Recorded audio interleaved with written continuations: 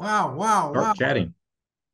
I've got a lot of questions. All right. So if the audience has questions, would you put them into the chat now, and I'll go through them and pose them to Mark. But I'd like to go back to the very beginning. Uh, Tell me about dew point and why it's important. Yeah, no, no, that's one of the things I probably skipped over that I shouldn't have. So when the air has certain level of water vapor in the air, and as the temperature drops, it reaches a certain level where that air can no longer hold that moisture. That's what we call the dew point. At that point, the water has to come out of the air.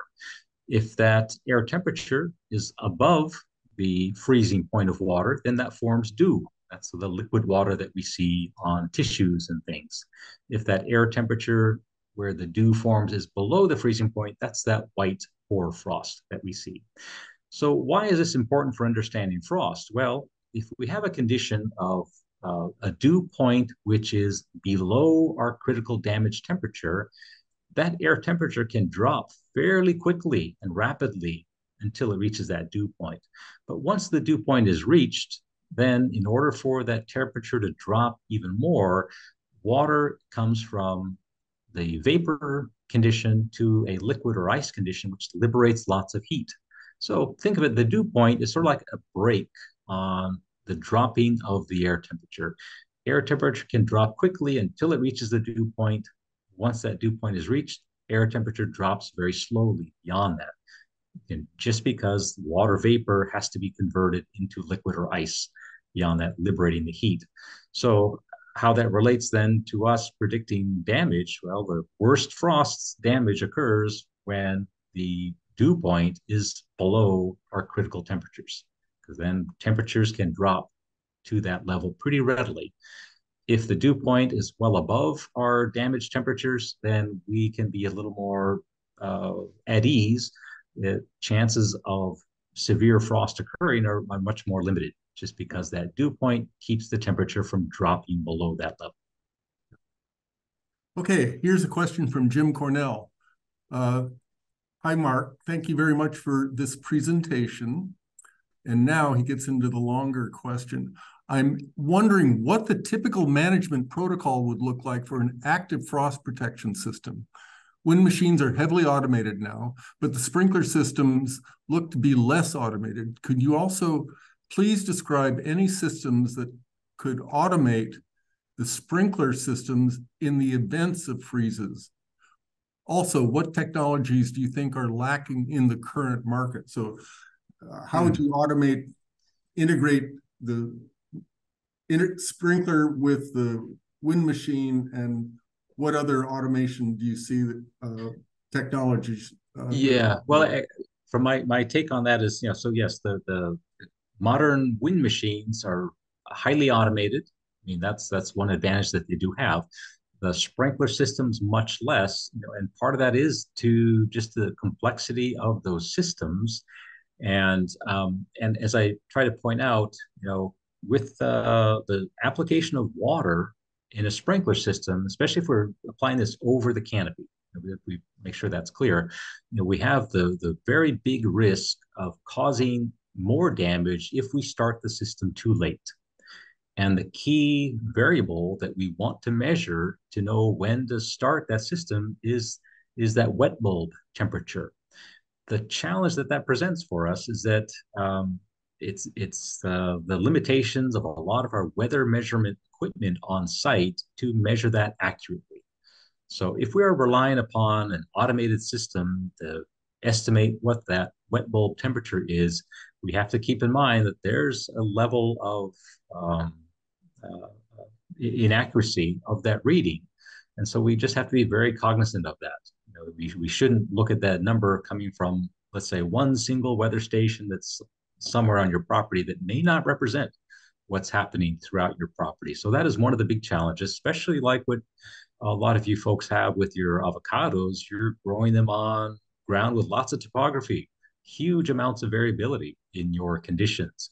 It's really hard to know where you're going to put that measurement device or devices to try to tell you how to automate all this. Um, That being said, there are ways around that. We just have to be just cognizant of the limitations of the automated measurement equipment. But I think a lot of these systems now, there's a lot of automation of irrigation systems happening now just for normal irrigation. There's no reason why those can't be installed in for frost protection as well. The the issue is if something goes wrong with that system, for a normal irrigation, it's not a disaster if nobody's there to see it. If something goes wrong for a frost protection night, because you want to be in Hawaii pushing your buttons on your phone to turn the system on and something doesn't work right, you've got a big problem. So, still, for some processes, having a human being at least monitoring things could really be advantageous. So there's some things that it's hard to get away from. Thank you. Could you stop sharing? Oh, sorry. So now here is the hot question for the day. Bob Hill asked, how far in advance of a cold weather event should you apply copper or frost shield or frost guard or seaweed extract or any of these other materials in order to get some protection from the ice nucleating bacteria, those evil ice nucleating bacteria? Yeah, no, good. And how many degrees of protection do you get by using some of these materials? Good work. Good question. Good question. Boy, I don't know if I could give you an answer on all of those things other than just saying, yeah, it has to be some, significant period of time prior to the frost to get your benefit. And this really is, I think, what presents the challenge to your typical grower. Let's say you're farming in whatever acreage you are, and frost has been forecast. Can you even get out to all of these areas with a sprayer to apply products like that as sort of, or are you relying on adding these products to other sprays to get sort of a secondary benefit from them? So I was involved with, I mentioned my colleague, now retired Glenn McGordy, looking at this question in grapes. And yeah, I mean, there was some benefit at some sites from applying the copper, but other sites did not show that benefit. So I think we have more questions than answers right now as far as how would you use these as your primary protection tool.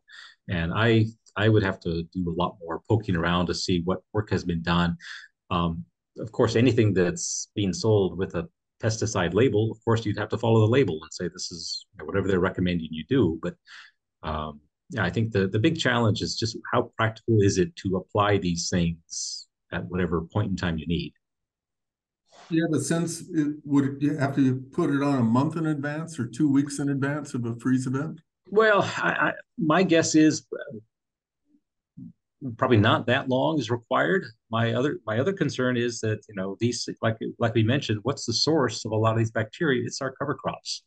So if we're putting these on, I'm more familiar with the grape situation. Let's say we are putting them on the grape foliage, but then a week later we go and mow the cover crop. Yeah, we're just throwing a whole bunch of bacteria again onto our foliage. So there's some other factors that we need to keep in mind. I've not done work on the avocados to know, do they host on their foliage large amounts of ice nucleating bacteria? Grapevines don't. So that's, to me, is one of the key things to understand is the crop really at high risk of ice nucleating bacteria, or is it coming from another source? And maybe somebody else might know that I don't. Another question. At what point do you turn the wind machines on when you've got an inversion? 5, 10 degrees, 8 degrees? What's a good inversion number to look at before turning the machines? Yeah, no, it's not so much you're looking at how strong the inversion is before you decide to turn the wind machine on. It's more the strength of that inversion will give you an idea of what kind of benefit you get from it. Where if I was looking, you're more looking at is there an inversion to begin with? Is there some warmer air that you're going to be able to take advantage of with that machine? If there's not, then that tells you, oh, maybe we better not turn this machine on. But then you're more looking at the temperature at your crop level and making sure you turn that machine on before you get to the critical damage temperature. You don't need a huge buffer there. Again, wind machine, when you turn it on, you get immediate warming. It's not like with a sprinkler system where that you have an initial depression of temperature when that water is first applied. So you don't have to turn on the wind machine 10 degrees above your critical damage temperature. You're not going to get much benefit by doing that. Question, you've got avocados on the hillside, lemons on the flat. How much blockage will you get with those trees on the bottom? How low should you prune them in order to reduce air damming? Oh, I mean that's clearly one of those very site-specific type interpretations. But and the presence of anything, even fairly short things, like a 6 foot high fence, um, something that's has a full structure like that can reduce the airflow. So um, I think it's going to be a situation where, of course, the taller that blocking thing is, the more air is going to trap behind it. The shorter we can make that, the better the flow, the less risk for damage will occur. But of course, you're not going to, prune those lemons down to 2 feet high, grow them like little shrubs. So Oh, yeah. there's a practical boundary there. But it's one of those situations where, ideally we avoid those types of situations by just planting things where we keep the drainages open if possible. Question, I kind of like this. How much impact does poor distribution uniformity of the irrigation system have on frost protection? Oh no, that's a great question. Yeah, I mean, let's say a system has very poor uniformity. Those areas which are receiving much less water or intermittent water are going to suffer damage, or a higher risk of suffering damage, just because you're not applying the proper volume of water over time that needs to have adequate freezing. So yeah, having a properly functioning irrigation system is critical in this type of use, and far more critical than just typical irrigation. Back to ice nucleating bacteria. A dead bacteria still will nucleate, as indicated by these snowmax where they just spray a protein. So there must be some period at which you have to get the copper on or whatever to remove those bacteria. Yeah, and have their bodies fall off of the foliage. Yeah. And then first identify whether you've got them. Okay, is anyone researching mini sprinklers for frost protection, say 5 to 10 gallon per hour with a 10 to 20 foot diameter with 25 to 33 gallons per minute per acre for effectiveness, and if they should or could be raised over the height of a young avocado tree? Are they doing this in Israel? I know of some interest to do this in Chile right now. I actually have a call on Monday to talk to some people about that. So there is interest. And again, kind of the question that I would have, let's say if you're evaluating something like these lower flow systems compared to a conventional sprinkler system, how well might the lower flow systems function at colder temperatures?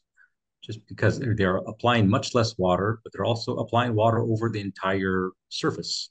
So that's the big question I have. And I think that's what needs to be tested. I could see how they could work quite well at milder frost conditions.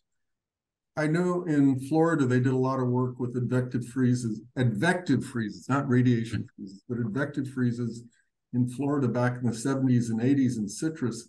And they found you had to have something like 2,500 gallons per hour per acre to get a significant temperature control. So that's a heck of a lot of water. Yeah, and those advective freezes often have winds with them, and that's really, you lose the evaporation rate, just goes up so quickly with that. Yeah. That's the questions for the moment. Any other questions? The guy's here. Ask him.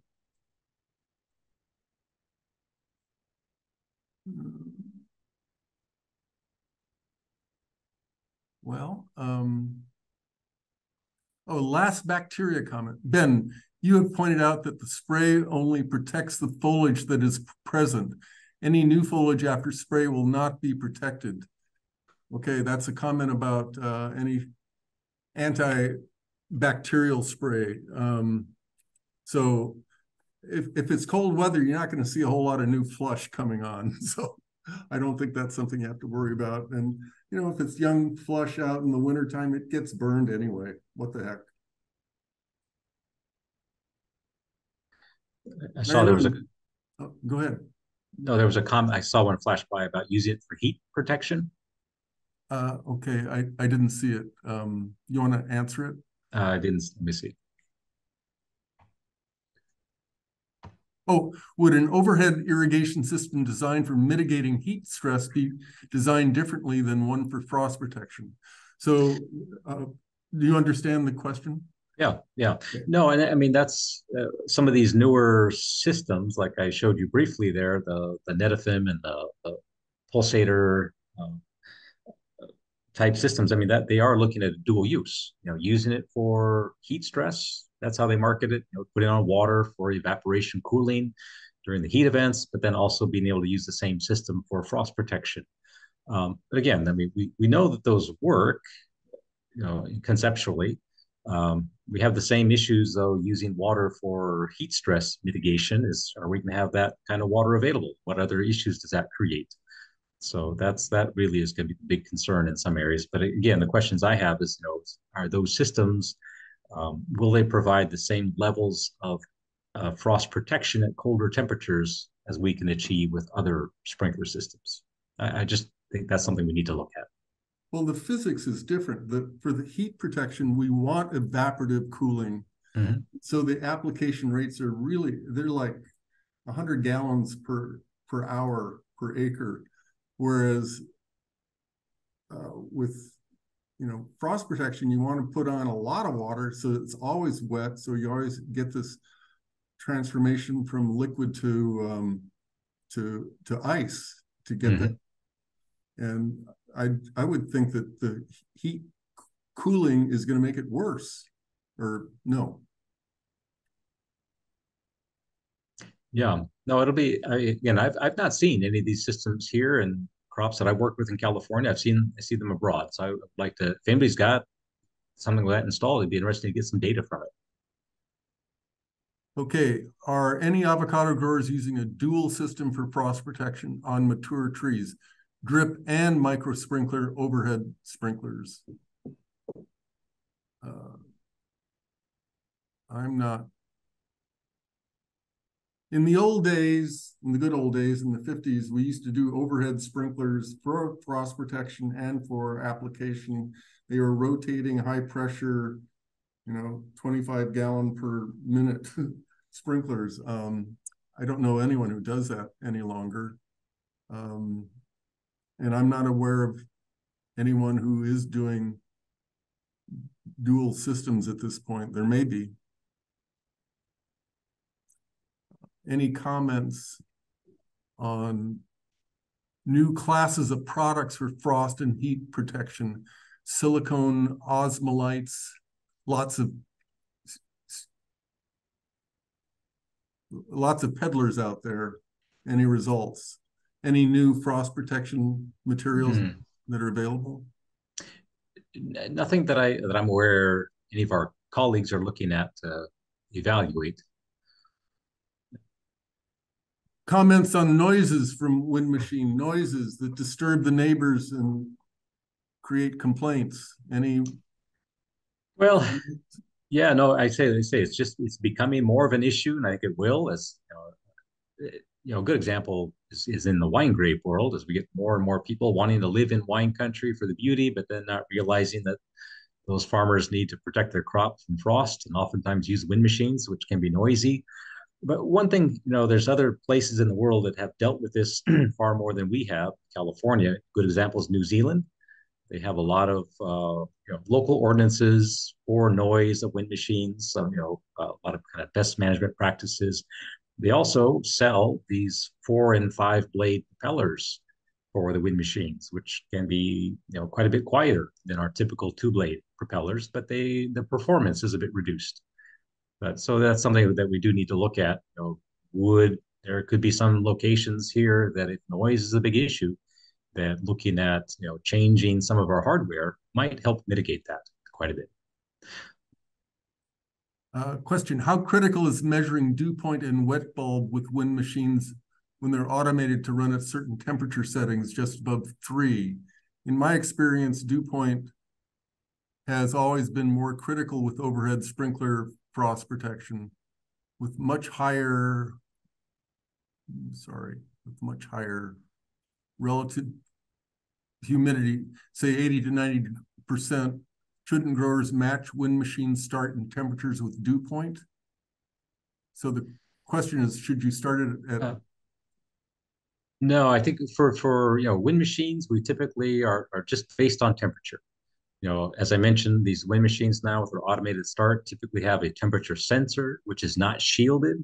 So that is a better estimator of what the plant tissue temperatures would be. So that's the proper sensor to use to turn that on. We just want to make sure we turn it on before we reach the critical temperature. We don't have to worry about humidity so much.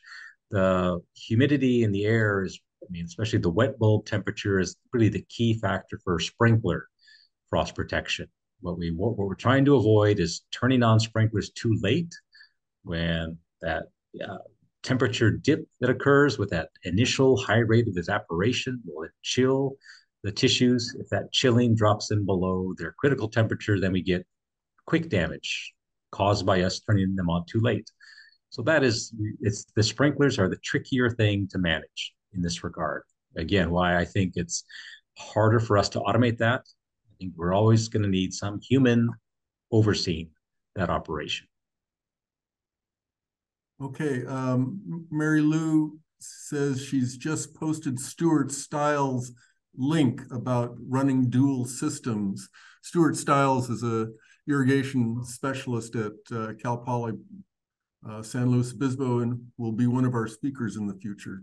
So go to Avocado Source and see the link that he's posted there about running dual systems for irrigation as well as frost protection. I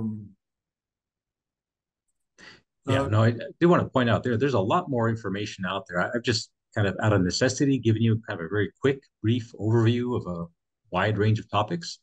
But there's, in addition to the Cal Poly information, if you really want to dive into this, there's a free publication from the FAO on frost protection practices. That's kind of the Bible of a lot of this stuff. I'd highly recommend if you really want to dive into it, especially understanding a lot of the, how dew points and wet bulbs and things affect sprinklers and other issues. That's a really good resource to make use of. Okay, question, what's the critical temperature for Hass? That is a tough question. Is it 3 days in a row at 28 degrees? Is it young Hass? Is it old Hass? Definitely 28 degrees for 12 hours is going to whack a Hass tree, especially if it's got a load of fruit on it. But I've seen them go down to 22 degrees. Mature trees with a full canopy, and if it's only for a couple hours, it's fine. So Ben, I'll add to that. I think rootstock plays an important role. I'm sure Derek could have a comment on this, but we know that Zutano is very cold tolerant. There's other reasons not to use Zutano seedling as a rootstock, but Zutano is very tolerant. Duke 7 has quite a bit of cold tolerance. When we had our first rootstock trial in Irvine, the trees were planted in 86. We had a freeze in 87, and there was a huge difference in the tolerance of those Hass trees depending on rootstock. So that's something to think about, that if you're going into a cold area, selecting a rootstock that may not be as cold tolerant. We don't know what the cold tolerance is of some of the VC rootstocks that are now available that are highly salt tolerant, but they have West Indian in them. And West Indian is considered to be less cold tolerant. So that could have some effect as well. Okay. Derek Noble says, if you got little trees, you can do a lot of things like you can run sprinklers over the trees when it's cold, and then put them back, the sprinklers back down on the ground. So you can do some things with little trees that you can't do with the big tree. The love affair with moving into a house close to a ranch ends the first night that a wind machine fires up at midnight. I enjoy the sound of a big block with heaters firing up at the time, but that's just me. I love the smell of, oh my God. Does Dusa and Toro Canyon rootstocks? Any comment, Mary Lou, what about their? The trial we haven't had any freezes and rootstock trials that I've managed with DUSA. So I can't really comment.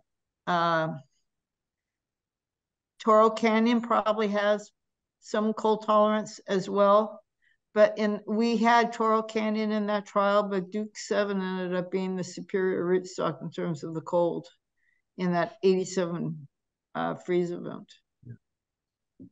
Mary Lou, on Mexican rootstock, own rootstock looks pretty tough, but we've all moved away from that. That's about all I can add. Yeah, I mean, I think that's something we need to think about. We haven't had any serious freezes, in any areas where the rootstock trials are to evaluate the effect of rootstock, and that's the only way you're going to have it is have a freeze event, unfortunately. Stay tuned on that one, I guess. Yeah. I had a question. We know, and I'm going to cover this topic in the future Avocado Cafe, is the role of temperature in terms of fertilization of the flower.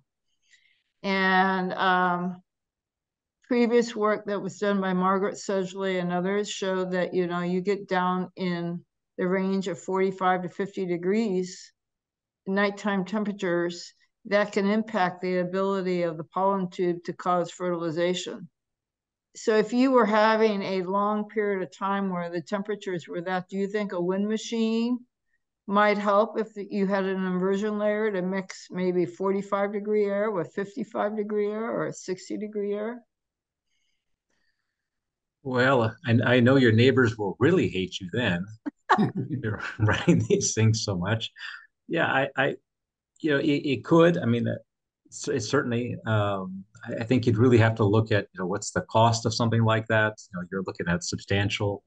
That's moving a lot of air to achieve a fairly small change. I wonder if there's other ways that you might achieve that. Ground surface management, something to try to create a little bit warmer condition.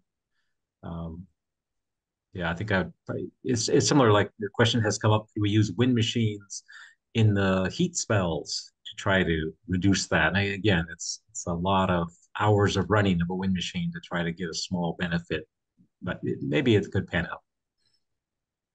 That's where it'd be good to measure the conditions first to really see what could happen. Question, for young trees, would it be a good idea to start wind machines at 32 degrees versus 30, waiting till it got to a lower temperature like 30? Should you start at the 32 or 30, or look at the dew point and assess whether you're going to get a rapid temperature yeah, it kind of depends. I mean, but again, the wind machine, it's just you get a warming benefit right away, so you don't really need to start them well ahead of time, like at higher temperatures, like you do with sprinklers. So it's just the key thing is you don't want to turn them on after you've reached the critical damage temperature. Part of the issue too is that our temperature measurements also are not perfect. So you may have areas of the field that are a little bit colder than where you're measuring.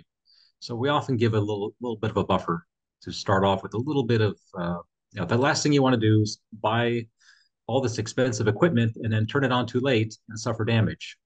Why not give yourself a little bit of a buffer, start a little bit sooner than you might think is absolutely necessary just for that little insurance policy. Ben, you know better than I what a critical damage temperature would be for a young tree, though. That's the other issue. Yeah, definitely getting down to 28 degrees is, for an extended period of time, can be a real problem.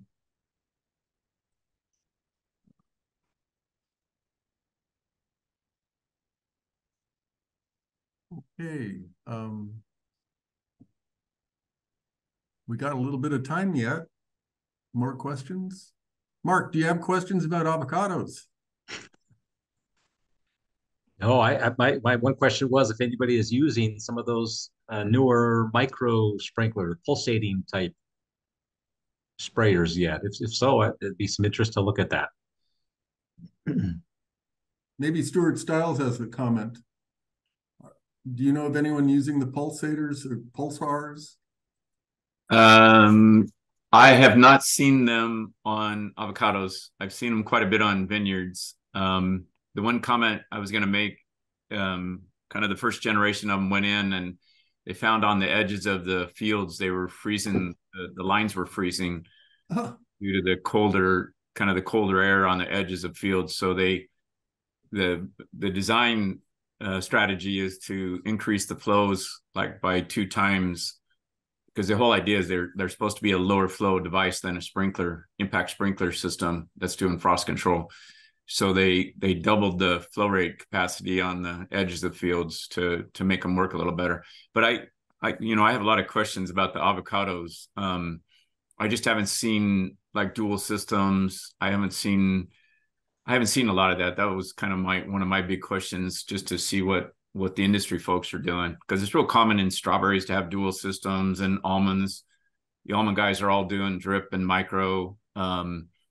I did a presentation up in Napa where they informed me that they're now doing quad systems. They have four different irrigation systems out there. First one's for design. Second one is to fix their uniformity problems after 4 or 5 years. The third one is for frost control.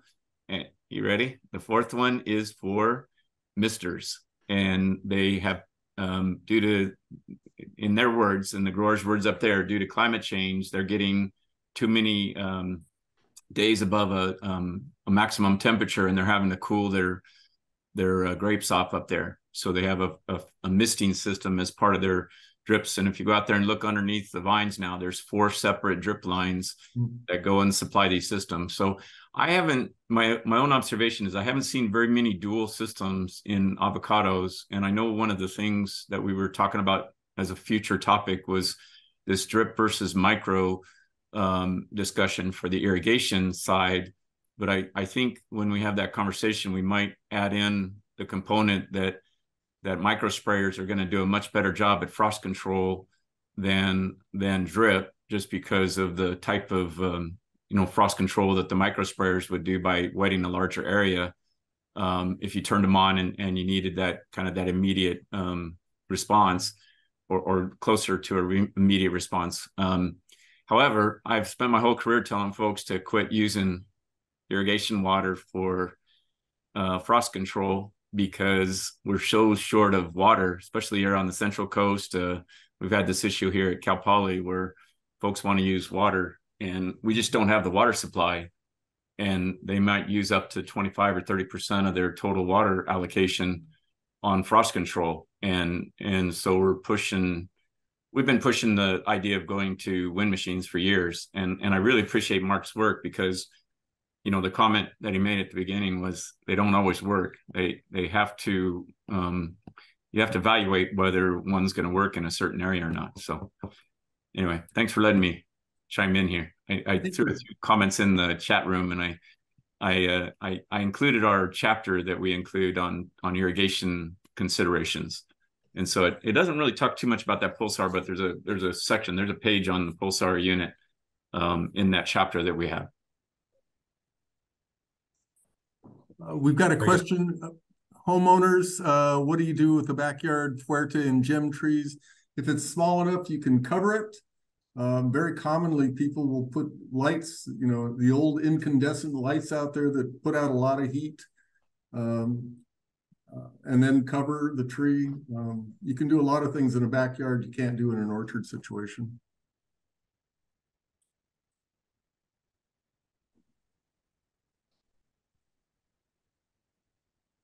Okay, with that, Mark can go back to, oh. Hey, Ben, I got a quick question. Who's that? Go ahead. This is Darren Miller. We're just kind of bouncing back and forth on the critical temperature I think many of us are aware that 28 is really where we don't want to be. And that's where we're going to get substantial damage that could probably impact fruitfulness for multiple years.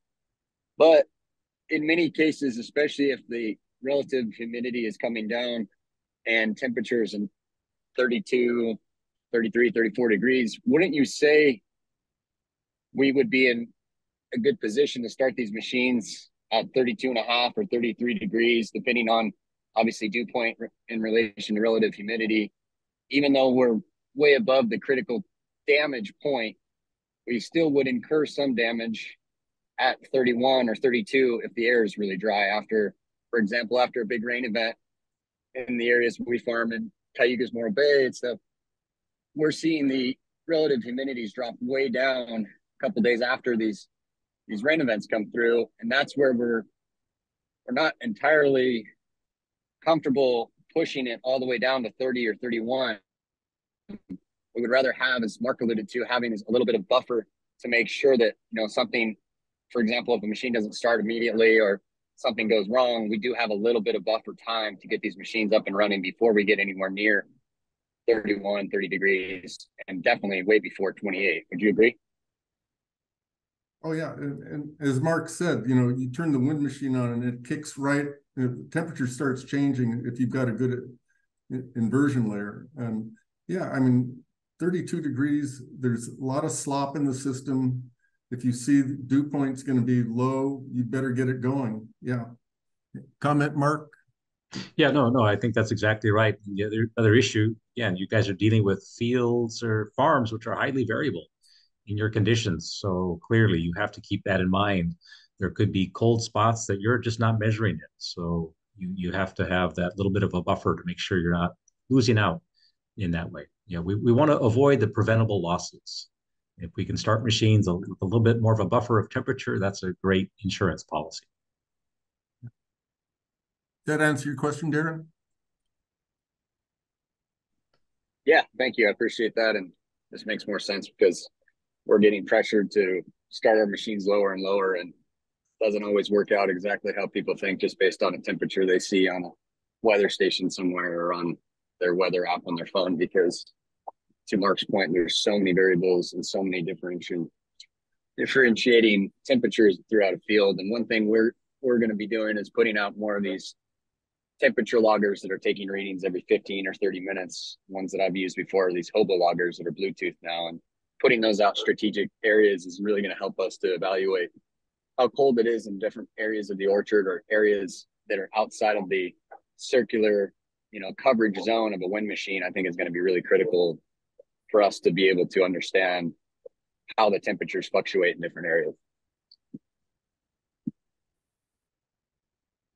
Okay, with that, Mark, thank you very much for taking the time, and you're welcome for attending this meeting. Well, thank all of you. Feel free to shoot me an email. If you got any other follow-up questions, be happy to entertain. Hope you're all frost protected. Thank you. All right, take care.